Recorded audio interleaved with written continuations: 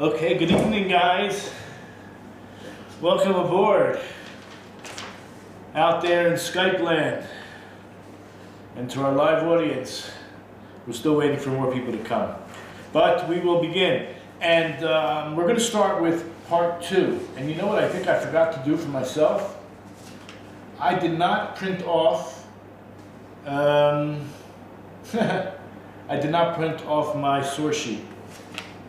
So that's going to be a little bit, I just realized that. It's going to be a little problematic for me. So what I'm going to need is your participation. Somebody is going to have to read out and call out the sources as we go along.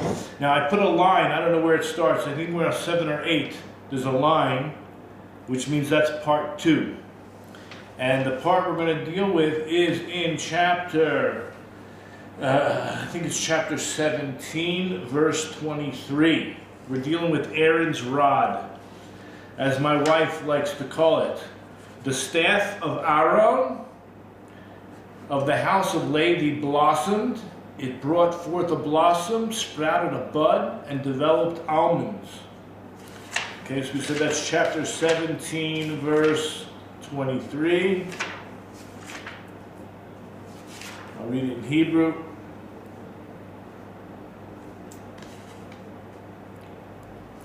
It says, Vayhi macharat v'yavo Moshe el ohel ha'edut v'hine, behold, keep that in mind. Yes, it was the next day that Moses came to the tent of testimony, and behold, hine, behold, Korach mate Aaron, flowered, blossomed, the staff of Aaron. Remember, he was of the prince of the tribe of Levi. The Yotze Terach, a blossom came forth. The Atzet Tzitz, and developed a bud. The Yigmol Shkedim, and it produced almonds. Now, just so you all know what we're dealing with here, this was after Korach and his congregation are already killed by Hashem, and then we had a plague, and Aaron ran out and stopped the plague from. There was going to be a real disaster, but only 14,700 died in the plague. But Aaron ran out and stopped the plague with incense. And here we have another uprising. If you just read, I guess, from verse 17 onward, because of the complaints. Look in verse 20, and it shall be the man whom I shall choose. His staff will blossom, and I shall cause to subside from upon me the complaints of the children of Israel, which they complain against you.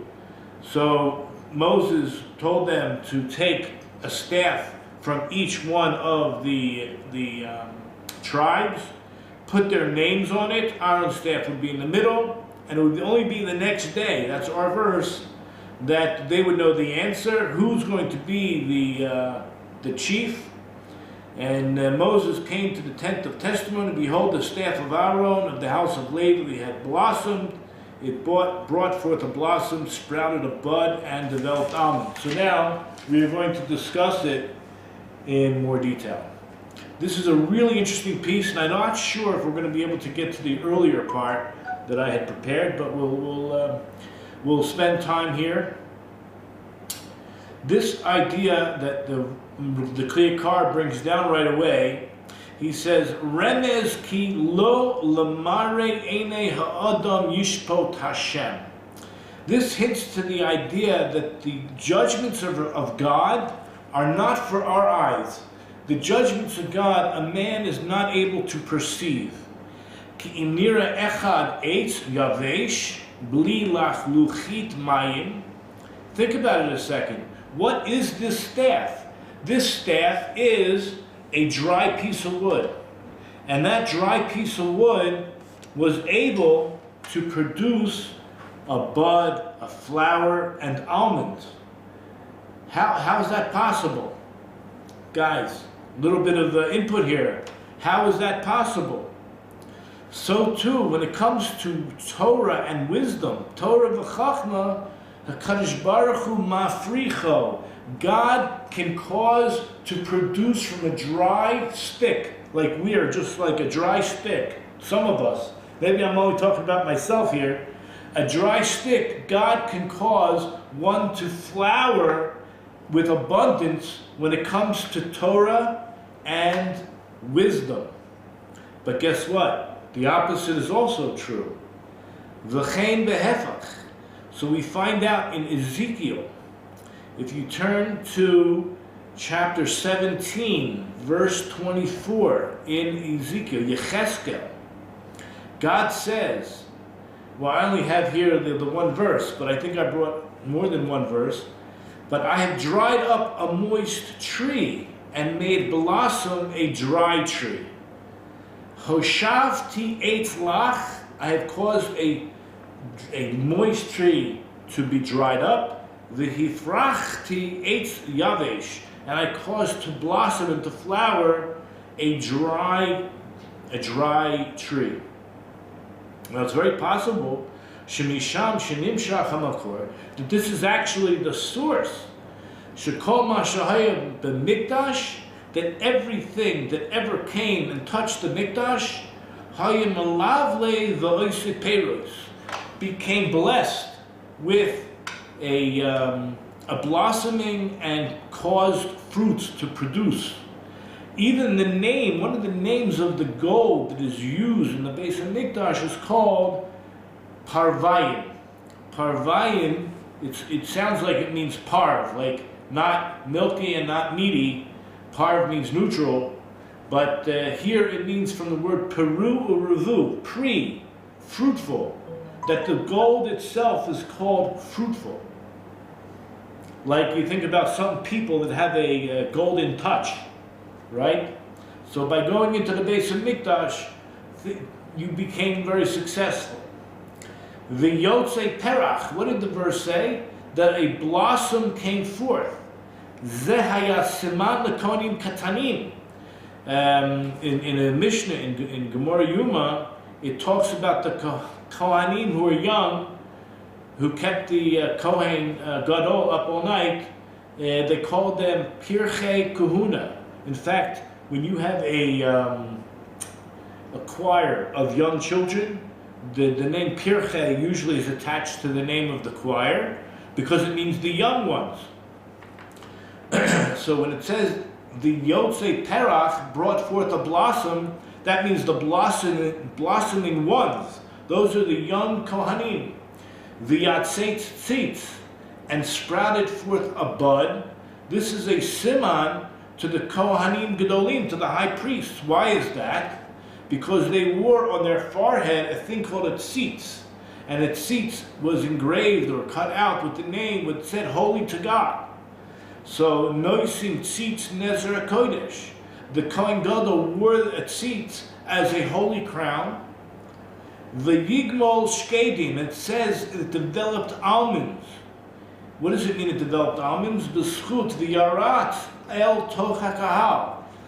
Almonds, almond trees, I don't know how it works anywhere else in the world, but I'm assuming that it works the same. But here in Israel, at the moment when the trees are about to blossom, the very first trees that blossom are the almond trees. Because the word shaked, yeah, it means an almond, but it means quickly. The word itself means quickly blossoming. And therefore, during the month of Adar, when we are getting ready to make the brachos, once Nisan hits, already in the month of Adar, you see the almond trees blossoming, which are the most amazing, beautiful trees, beautiful white flowers. And I guess if you have, what do they call it, allergies, maybe not so happy about it, but absolutely beautiful. And so when Aaron ran, remember I mentioned that, he ran into the midst of the congregation to put out the plague, to stop the plague. So the word was the yaratz. He ran. on the merit of his running, so there's the almonds developed. Because remember what it said. All that was promised by God was that the next day you would know who is the chief. That would be the Kohen Gadol. Based on, we said that, let me just look for the pasuk. Unfortunately, I can't believe I didn't print out my source sheet.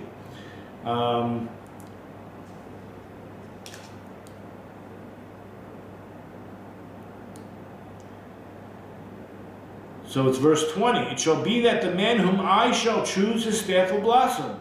But that's all it says. But that's not what happened.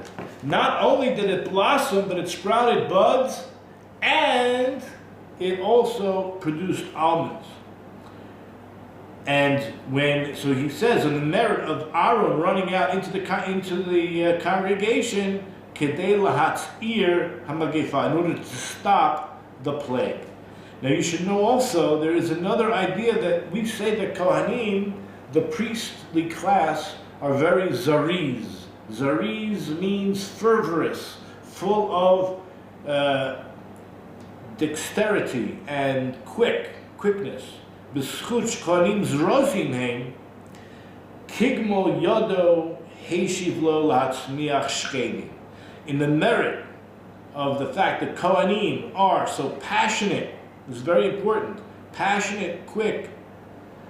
So as a reward and a response, it grew almonds. This rod of Aaron grew almonds. Sheyesh behem mashmeut lashon shkidut umihirut. The word almond, shkedim, has the language, the inference of quickness. V'zaka l'matanot. Now this is a very interesting concept. There's also, we're going to discuss the Kohanic gifts, the priestly gifts. If you go to chapter 18, verse 8, in Bamidbar, in Numbers, where God says, Va'ani hine natati lecha. Hine, again, behold, behold, I'm giving to you. And you'll see a list. You'll see the list of the gifts that are given to the Kohen. Now, some of them are going to be eaten only in the temple area, but some of them, you can see further on in the list, that they will be eaten by the household.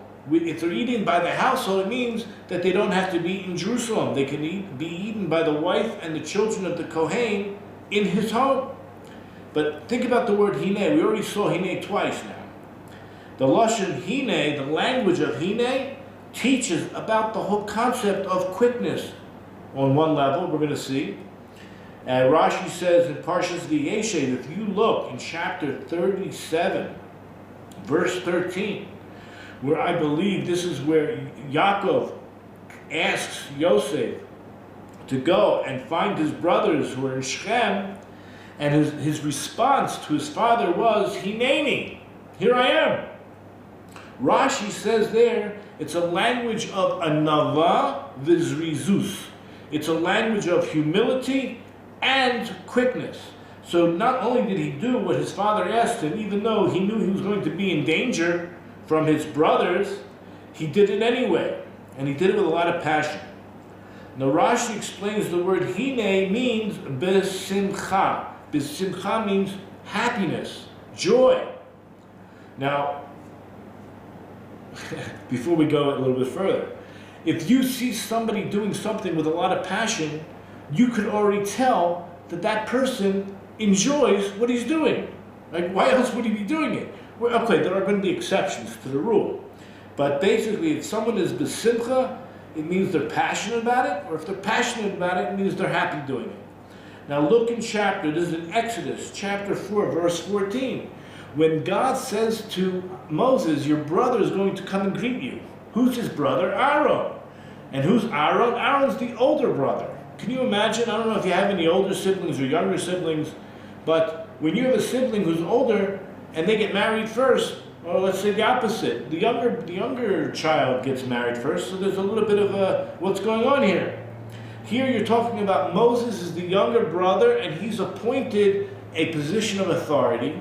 And he's going back, and his brother, his older brother, who's probably wiser and, look, at least at this point, he's older and more mature, holding a great position already amongst the Jewish people, and yet he's not chosen to be the leader. Moses, who's coming from the outside basically, is coming in to be the leader, and how do you think his older brother's supposed to feel? But God tells us how he feels. Hinehu yotzei likratecha v're'echa v'samech b'libo. Only God would know.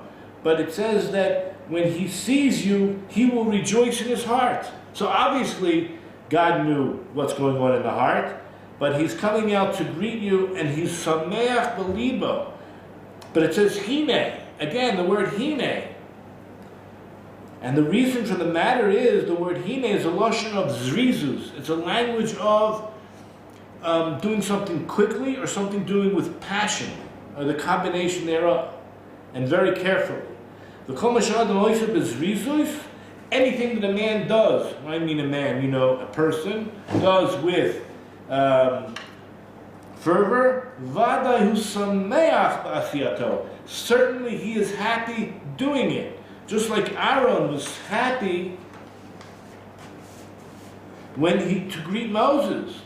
Achiv hakatan mimenu. He was the younger brother, and yet Aaron was happy for his younger brother. V'lo nitkaneh b'srato. He was not at all jealous because of the authority that was given to his younger brother Moses. B'schut zeh nitan li Aaron srarat kahuna. So because of this, Aaron gets a merit. In other words, because he was so happy for his younger brother and not holding any resentment, he merited to be given authority over the priesthood. Limshacha bo b'simcha. And he himself would be appointed with joy. It's a very joyful position to be the Kohen Gadol. Can you imagine every year coming out on Yom Kippur, and the whole country, every human being on the planet probably, when they find out what's really going on, that the Kohen Gadol comes out unscathed, after the avoda, after the service in the temple on Yom Kippur, and the way it's described, the joy of all the people knowing that the red string had turned to white and their sins were forgiven. You can just imagine, right? Just like on Yom Kippur, we read this in the synagogue in a very detailed way on Yom Kippur. Okay. So, V'ani hinei natati lecha. We talked about in chapter 18, right? 18:8. So b'schut, in the merit, why did Aaron get all these gifts? 24 gifts. Hine hu yotzei likratecha. In the merit, because he went out to greet Moses. And earlier on in chapter 16, verse 5, so this is now talking about our case, where God says in the morning, or Moses actually says it, but in the morning Hashem will make known. Boker, the Yoda Hashem. In the morning God will make known. What does it mean in the morning? Shenatan lo Hashem hamatanot b'boker. That God is giving a gift. He's actually giving a gift in the morning. And what's the morning gift? We witness this every day. We wake up. I don't know how pleasant it is in Washington. I can only imagine it's probably just anywhere in the world. When you wake up in the morning and you hear the birds chirping and the butterflies, and it's not yet so hot. There's like the coolness and the birds are chirping. It's amazing. It's called the Pani Me'iros. There's an illumination of light. B'simcha. K'mishpat kol davar sheniten el shor kehugan.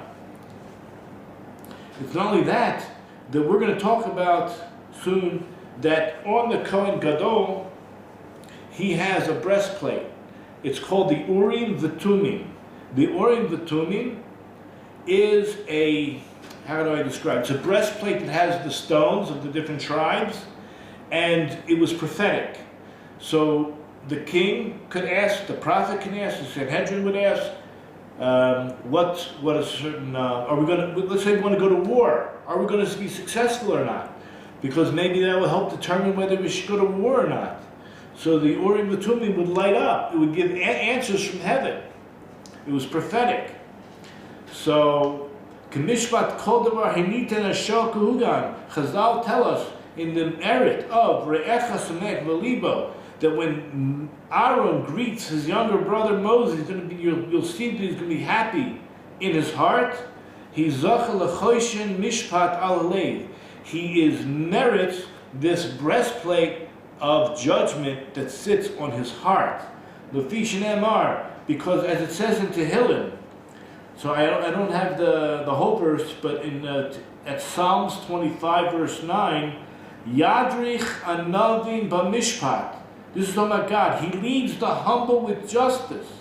He leads the humble with justice. Kederach Shemidbar Lamal Parshas Mishpatim. Fine.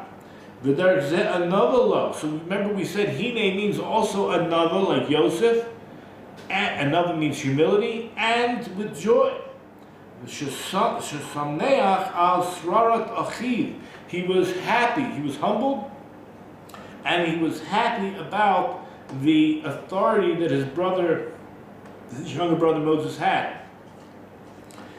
Gadol Moshe Nimar b'Moshe and Aaron. Now think about this. It actually says in two different places about Moses and Aaron how humble they were, besides the fact that Torah actually tells us Moses was the humblest man who ever lived. But in Exodus it's chapter 16 verse 7. The Nachnuma, for what are we? This is talking about Aaron and Moses. And similarly, by Aaron, it says, if you look in the same chapter, that would be chapter 16, verse 11, the Aaron, Mahu, as for Aaron, what is he? In the Torah, it tells you, like, you're nothing. Can you imagine really knowing that you're nothing? That God is everything? Unbelievable. That he actually thought of himself as if he was nothing. Now we understand. Ready? As if he was a dry tree. A staff. What is a staff? It's a dry piece of wood. Has no moisture whatsoever. What can possibly grow or come out from that? And not only did it blossom because God wanted it to blossom, He said it would blossom. One of them would blossom. His is the one that blossomed. And what came? Buds and flowers and almonds. Al came zachash terach mate Aaron yavesh. Therefore, because of this idea that he thought of himself as nothing, he merited to have his rod sprout forth from a dry piece of wood. Okay, now, I mentioned that there were 24 gifts that are given to the Kohanim. 12 are actually eaten in the Beit HaMikdash area, and 12 may be eaten at home. I say gifts, they're foodstuffs. Keneged Esri the Arba Svarim. These are parallel to the 24 books in Tanakh. The Amar Rav Shmuel Bar Nachmani, Amar Rav Yochanan in Sanhedrin, 90, side 2, B. Minayim she'ein noishmi matanos lekohen amaretz. From where do we know that you're not supposed to give these gifts to a Kohen Gadol, or a Kohen who's not a sage, who's not a wise Talmud scholar, who is an ignoramus? How do we know? From where do we know you're not supposed to give these gifts? Because it says in 2 Chronicles 31:4, it says, I don't have the exact translation here, L'tet manat ha'kohanim ha'levi'im. You're supposed to give the portion for the Kohanim and the Levi'im, for the priestly class, Laman yechizku b'Torah Hashem, in order to strengthen the Torah of God. If you're giving the gifts to the priesthood in order to strengthen the Torah of God, it means that these people are already holding the Torah of God in them, and you are giving the gifts to them to strengthen, not to get them started, to strengthen them, to keep them going in the ways of Hashem. And the Yalkut mana esrim the arba manas. Therefore, they're able to collect. Right? That's why there's a number of 24. Ready for this? Shtei mesrei b'mikdash, 12 of them in the temple area. Ushtei mesrei gvulim, and the other 12 can be eaten outside of the temple area, or we'll call it Jerusalem. Remez l'davar. Now think about these verses. If you look in verse 9, now we're not talking about our part, we're talking about chapter 18. It says, Ze yeh lecha mikodesh kedoshim. This will be for you in the holies. Read the few verses before, you can see it's talking about those things that a Kohen has to be pure for. Now the word Ze, Zayin Hey, Zayin is 7, Hey is 5, 7 and 5 is 13. I'm sorry, just seeing who's awake. 12. Correct? 7 and 5 is 12. K'mispar Zeh. Just like the word Zeh. So think of it like this. Zeh yelecha mikodesh kadashim. This 12. This 12 will be for you in the holies. And that equals 12. Yelecha mikodesh kadashim. Understand the mikdash. Fine. And then look at verse 11. And you can see from verse 11 it's talking about in the household. To be eaten by the rest of the families of the Kohanim. And it says again Zeh. So the word Zeh again means 12. So 12 should be, and can only be eaten in the mikdash, and the other 12 can be eaten at home. Mikdash. You don't have the holy temple anywhere else but Yerushalayim, except of course where the 12 tribes sinned big time and probably changed all that for that time being. But that is Tshuva time for the 12, for the others, for the lost 10 tribes. Okay, let's go on. Now, in Parshas Nasa, which you will find in the beginning of Numbers, chapter 6, verse 23, round about there, you have another, ready for this? Everyone says there's 24 gifts to the Kohanim. 24, that's it. 24, 24, 24. You don't see anywhere anybody ever speaks about more or less. It's 24, except for the Kliyakar, right here. He's going to tell us that there's a 25th gift. Another gift for the Kohanim. The Birchas Kohanim. And you know what that gift is? The gift of giving the blessing. Can you imagine blessing the Jewish people? What a gift! What a gift! This is the gift. You know what it says? Ko tivarchu. Thusly you shall bless. Thusly they shall bless. So the word ko, kaf, hey, is 25. With 25 you shall bless. Ki biyah yiyu kaf hey. Because in it there's actually 25 gifts. The Kani removes the yiter lashon hine. And actually, this even hints even further in the language. Remember we said hine? Hine! Hine means zrizus, right? Fervor, but also means simcha. It actually means simcha. So, what does hine mean? It's oila shishim. It actually has the gematria of 60. Nun is 50, hey is 5, the other hey, right? Hey, nun, hey. So you have 60. So, Kemispar Shishim Giborim Sovivlav. You look in Song of Songs, chapter 3, verse 7. It says, 60 warriors surround her. Who are the 60 warriors? The 60 letters. There are 60 letters in the Kohanic blessing, in the priestly blessing. You count the letters, there's 60 letters. Haramuzim, the Birchas Kohanim. This is the 60 warriors that surround her. V'sham nemar panim me'iros. What do you have in the blessing? What we said earlier. Panim me'iros means the illuminating face. That's what it really means. When you wake up in the morning, there's an illuminated face.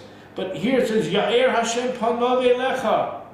Hashem's illuminated face will be towards you. I mean, if you have another translation. Here, let me see how he puts it here. We're looking at chapter 6, verse 23. Let's see. 6.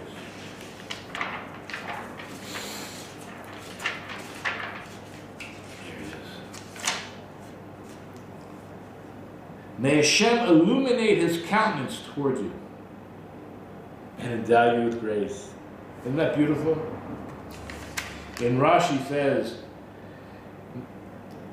Panim Tehubos, a radiant countenance. In other words, Ya'ir Hashem Penav. Panav is your face. Panav, but it means countenance. I guess that's how they translate it. Ya'ir is illuminating. Rashi says it's a radiant Tehubot. Okay. That's the first part.